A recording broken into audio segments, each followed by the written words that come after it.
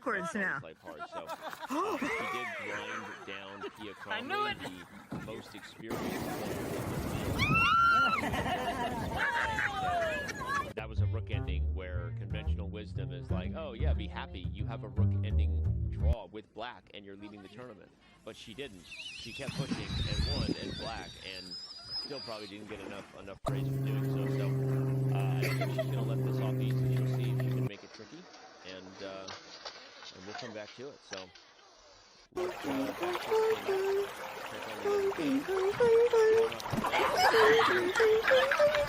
toward what looks like a principle of two weaknesses approach, right? Is I'm just going to ask, what does Dealey Red do with the This is how you do it. You poke and prod on both sides of the board, your opponent's pieces that are passive, and feeling the heat everywhere. Eventually, a mistake is made, or you lose a pawn, maybe two. So, okay, so Hikaru's going to keep pushing that. You gotta keep Ali Reza Faruja, we applauded him for thinking. He's still thinking. It's been how long? 40 minutes. Ali Reza Faruja is really going deep here. We said, hey, use your time, young man, right?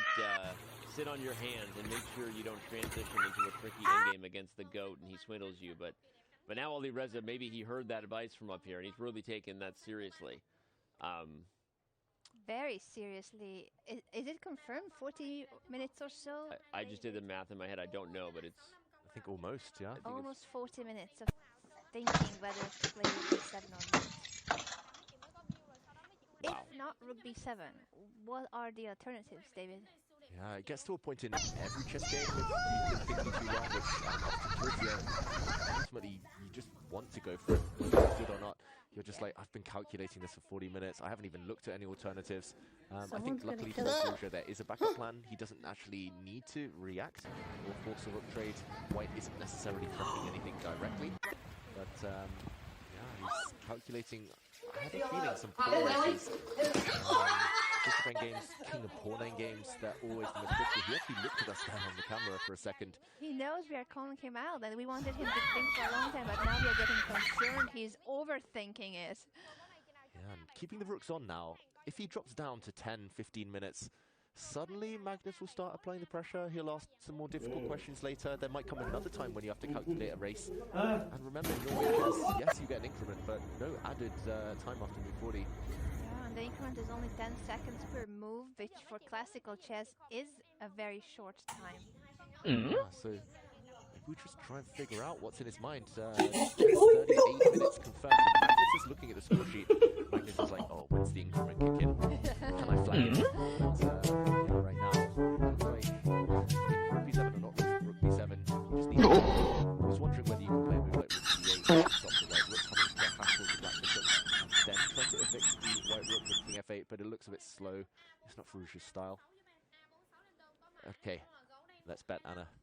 Rook B7 or not Rook B7? I mean, I think I said like half an hour ago Rook B7, but now that he has spent almost 40 minutes on this decision, maybe not Rook B7. I'm thinking Rook C8 with Rook B7.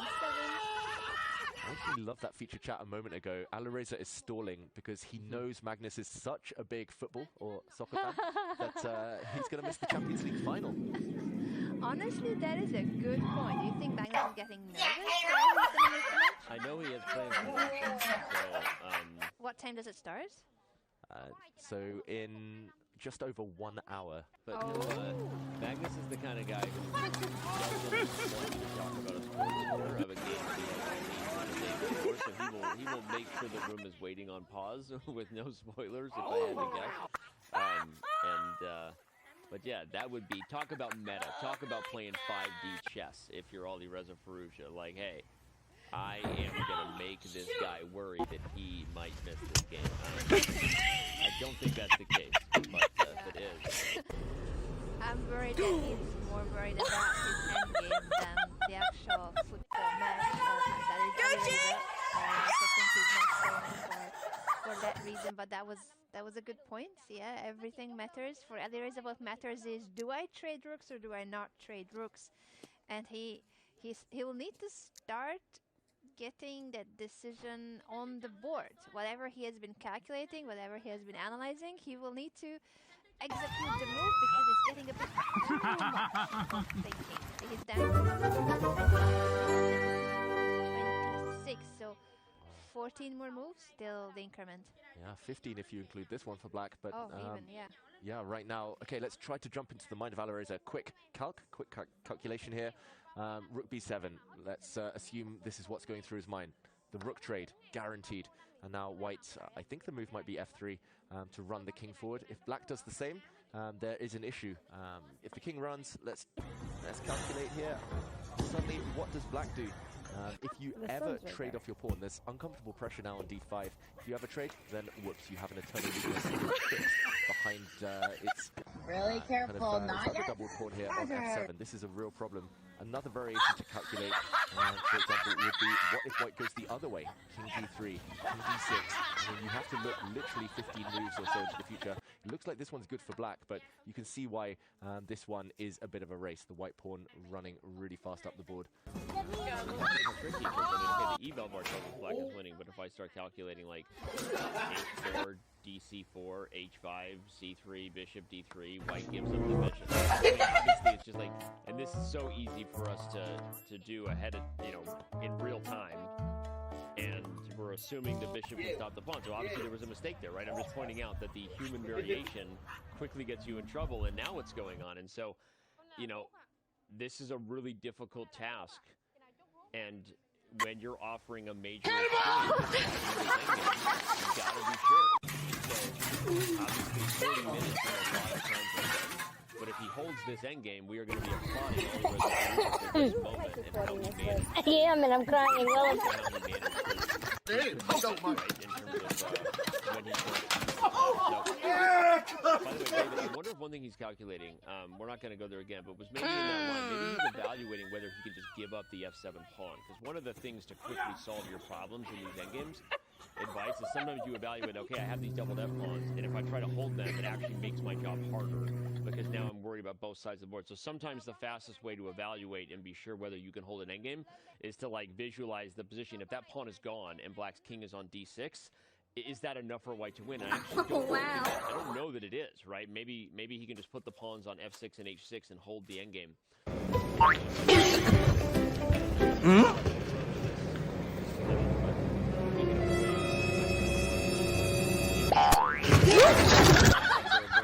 They have officially solved the sun problem in studio. So we're gonna show that real quick. We no longer have any worries about the sun attacking the glass over there. The sun has continued to shift, but it's no longer making its angle. We held. Like Sparta. We held, team. Hold the door, hold the forces, and there you go. All right. That is a very resourceful, very efficient crew we have here on site. Hit the gas pedal! What are you doing? And online help, but I think this was the rook c8. We have a different move. Okay, so he's not trading rook. I'm going to make a prediction. Okay. I think Alireza is going to lose this game. Magnus bias in action again. I think if you spend that much time and you don't change the position, Magnus's advantage is just as good here, and he has the opportunity to keep putting pressure. Now Magnus can get him under time pressure. I'm sorry, David, but and I know it is a little biased, but this is a recipe for disaster because now how you doing it, Elias. That's like if you didn't decide to, he couldn't hold that endgame, and probably he could have. By the way, we analyzed it. We had the luxury of engine analysis and each other. But now Magnus is going to be able to keep grinding and keep poking and prodding, and you haven't really relieved any pressure. So time pressure added to holding this position makes this task very, very difficult. Fully agree. How many times have we seen Magnus put his opponents under pressure, both psychologically but also on board and clock, and eventually they crack in under 20 minutes, probably for the rest of the game now for Ruja. I'm not sure exactly what White's next move is. I do wonder whether that is a direct threat, for example, bishop to took back. Then bishop takes a4 might be on the cards in the near future. Either way, that cost Farusha too much time. You can actually see it just before he left the board. There was a slight shake of the head. It's as if, why did I blow that 40 minutes? Exactly. Yeah, I don't think he's shaking his head because he doubts the position. And again, that's why my prediction is maybe unnecessary. I'm just, you know, being honest about what I'm seeing, you know, and I think that there's no world that Ali Reza probably didn't know that Rook C8 was a viable battle like 5 minutes in. And, you know, we've been there. I mean, I've never played at this level, but you know what I'm talking about. What do you always say? Long think? Wrong think. Right? And, like, what ends up happening often is you overly commit to one idea or one way to play the position. And in this case, you committed 30 minutes on the clock to it. But chess players are strong enough to quickly understand what the other alternatives were. Here goes Magnus playing f3, not going to use a lot of time because now he's going to use the clock as a weapon. Here he goes. And the reason Ali Reza shook his head is because he probably knew Rook C8 was maybe the alternative. If I ultimately decide I can't trade rooks, this is the move to play. He probably knew that in like 4 minutes. And he 30 minutes. So this is like Magnus is going to go to Magnus now, where he lives. Magnus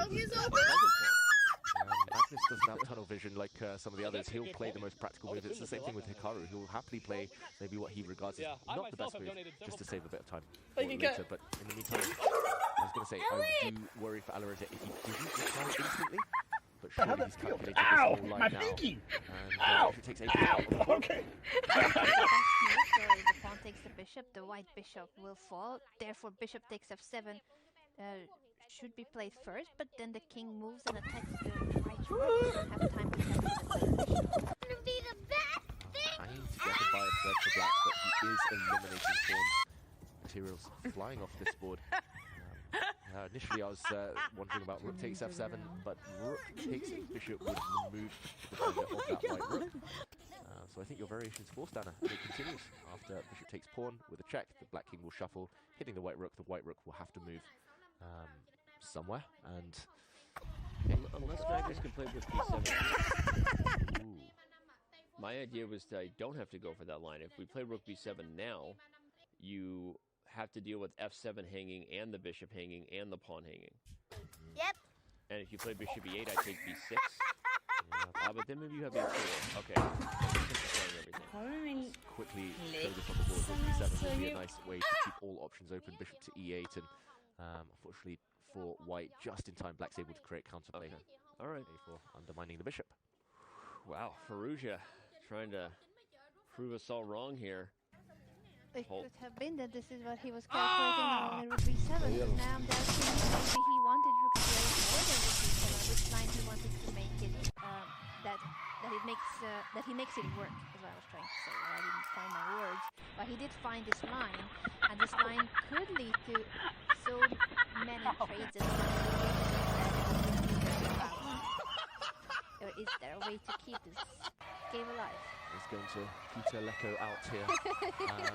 It looks like Farusha's found a great move. There might be one or two twists and turns ahead. All right. Well, we've set the table for this one. Will Farusha hold? Will Magnus grind and take advantage of the time pressure? We're gonna head to the break here in just a second. But after break, we are officially releasing our trailer to get people hyped for the Guinness World Record attempt that is going on downstairs starting tomorrow morning, and it runs until Tuesday night at 10. They're going to try to play 60 straight hours. I want to get both your thoughts on this, and we're going to quickly throw to the trailer and go to the break. So, Anna, how excited are you to see these guys go for it? You're going to go to bed and come back twice, and they're still going to be downstairs playing. I know, I cannot believe that they are up for this, that they want to do this, but from what I know, it's a tradition in Norway. The previous record, some of the previous records for this exact same format, the longest chess game ever, were held by Norwegian chess players, and now it's two very good friends and the two casters of the Snack podcast. Did I say that correctly? Really good podcast. I listened to the episode with you and Magnus on it. It's the only episode in English, so that's the one I listened to. But they're amazing hosts of the podcast, and they're gonna try to get this world Guinness record. I'm so rooting for them, and I wonder if it's possible, you know, like even like to exist for 61 hours straight without ever sleeping or resting properly. David does that pretty much every month. Does We he? call that a David Bender. We call that a howler. David, talk to me about that. Exactly, all those split sessions on chess.com. I've got to say, the two world record attempters, they're two of my best friends. They've been talking about this for a year now. They've been training for it, taking it so seriously. I'm really rooting for them. It's going to be a challenge. They know that, but that's part of the fun, and I can't wait to see it start. All kinds of craziness going to be going on. All kinds of rules we've learned. There will be, I think, an official Guinness rep on site watching them in every moment. It's going to be awesome. Chess games going on. We know you want us to head the break so that we can come back and not miss a moment. Don't go anywhere. Round 5 continues. 2024 Norway Chess and Norway Chess Women rolls on.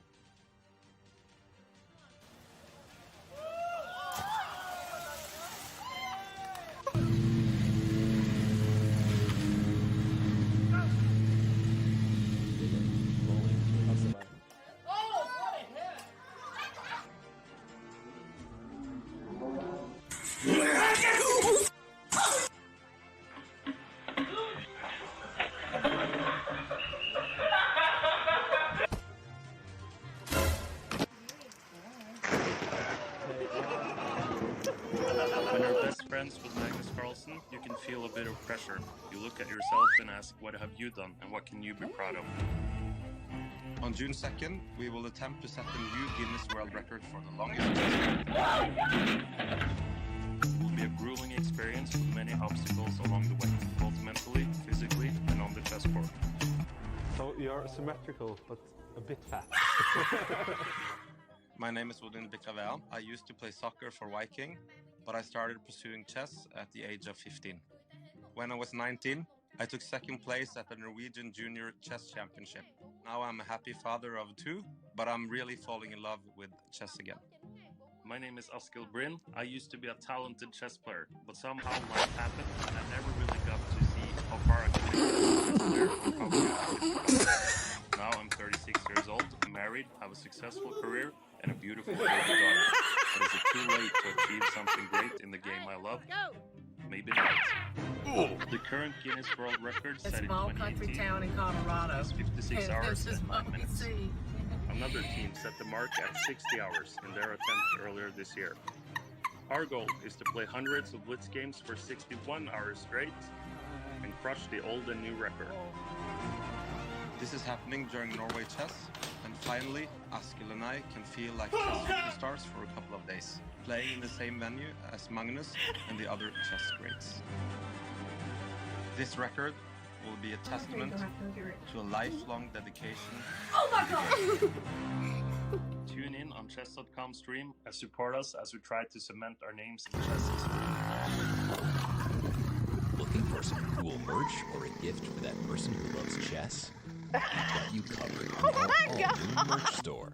Literally, from head to toe. Whether it's a hot date or just hanging out, it's always chess time somewhere. Just ask Mittens. Okay, well, Mittens is just a stuffed toy, so maybe don't ask Mittens. But you can check it all out at chess.com/shop right now. Check out our schedule at chess.com community events today. Mondays, play rapid opening roulette and expand your opening repertoire with a new opening each month. Tuesdays, compete against other Untitled players in Untitled Tuesday. Battle your way to the top in Arena Kings on Wednesdays. Join the crazy fun of the Variants Community Series each Thursday. And finish the week off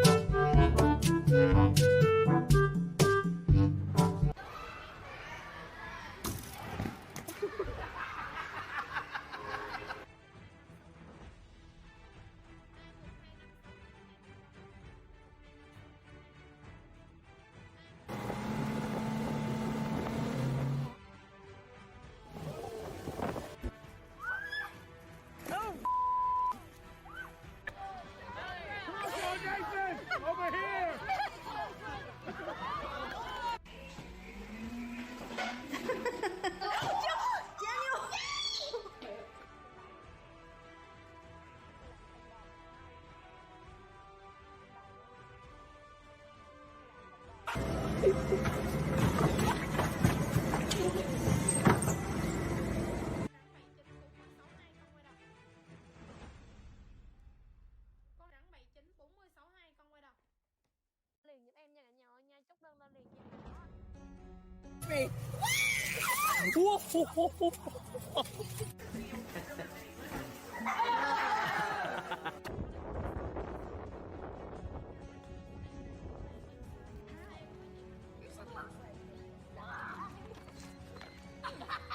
Back on my face.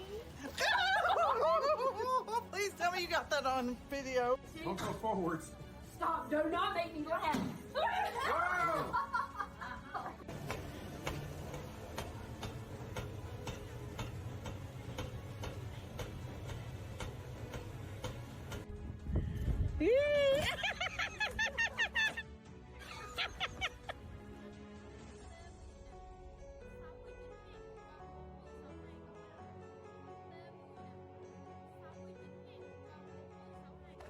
You know that I didn't clean the bottom of it. Go ahead.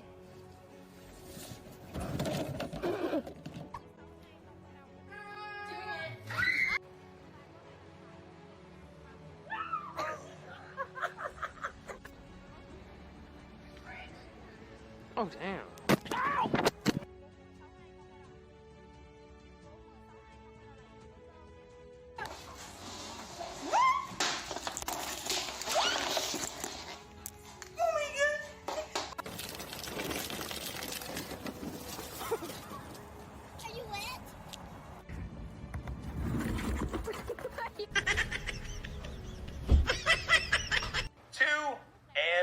Nice and easy. Down and up.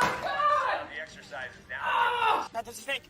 We're back here, round 5, 2024 Norway Chess, and Norway Chess women rolls on. Don't want to waste too much time. Y'all have been patient. We had a back while we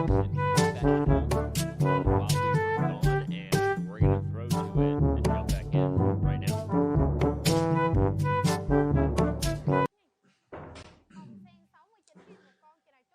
I think this is a really agonizing decision for Alireza. That's why he's spending so much time. I'm pretty sure, or almost sure that decision after rook b7 is a draw, but it's slightly unpleasant, and I think it evokes some bad memories from him, seeing as it's all good. I won kind of a similar bishop engine against him here in Norway Chess in 2021. So I think he's desperately looking for another solution, but he can go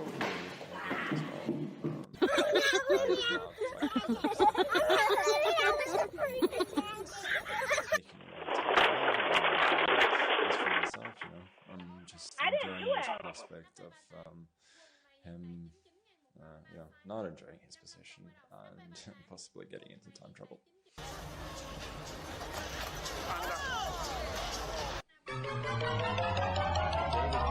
You already referenced that victory Magnus had in the long bishop ending, dark squared bishop ending, but it was in 2021 Norway Chess over Alireza Firouzja, and Magnus, of course. Holy cow! Magnus kind of says like, "Hey, I'm enjoying the time advantage I might get," and now he might be pushing. Yeah, that's the thing. The trauma of that memory stayed Alireza's hand. It made him hang for 45 minutes or so. And that's what's given Magnus Carlsen, who we see in front of us, a huge practical opportunity. Should still be a draw. But, we know Magnus, we've been here so many times before. Alireza might well get nervous as the clock ticks down, and Anna, still plenty of defensive work ahead for Black.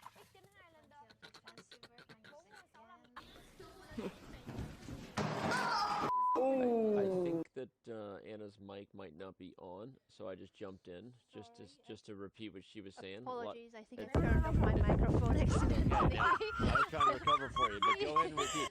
Redo. No one was watching, by the way. There's not 17,000 people on YouTube. 50,000. Come on, you got it! I was just saying that, yeah, I think there's plenty to play for here. I think this is where Magnus is, this and probably a couple of moves ago, where Magnus's appetite might have increased as he said it the other day. Today maybe even more so.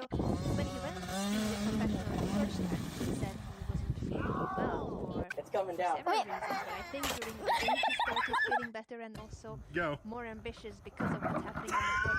But even though this is still close to equality, but he is the one who can try to squeeze. And I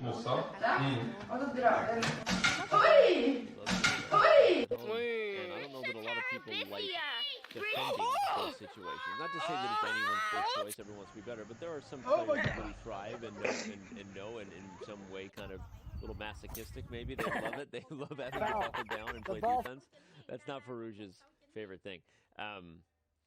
And yeah, we could probably highlight a little bit why there are chances for these H7 and F6 pawns. I'm kind of calculating right now and wondering if try to play rook F7 check and rook takes H7. But obviously, the thing about this thing that really gives Ali Reza great drawing chances, David, is that there are so few pawns left. You're already in that kind of concrete territory where you can kind of best defense is good offense kind of thing, right? Magnus goes for some pawns, but Ali Reza goes right back at him for some pawns, right? And even if you end up in an endgame where white's up 1 or something, you may be close to a draw. It should be noted that if we're just really playing the profit card and looking ahead in the crystal ball, rook and bishop versus rook is a much easier endgame to win than rook and knight versus rook, right? So if you do misplay it and somehow are forced to try to defend that endgame, that's not a flexible card. So, I know that's really distant. It's like calling a bishop opposite color corner square. You know, it's still a middle game. But it is good to just think about. We might end up with a black bishop and then that would be an incredible prediction. But yeah, ultimately, as you said, in simple terms, rook trade, draw.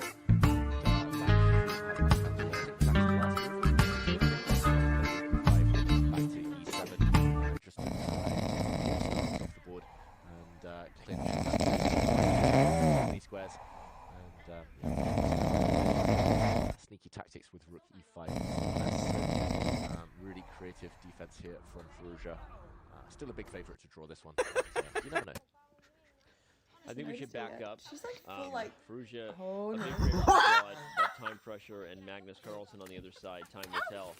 Hikaru Nakamura, sorry, Hikaru Nakamura is still a big favorite to win his game. Pushing towards a victory. He looks like he might be about to go up 2 pawns, but it is an option. You're gonna get yourself hit. But he has the option to trade rooks, David, and immediately take the pawn on E4 with check. Remember,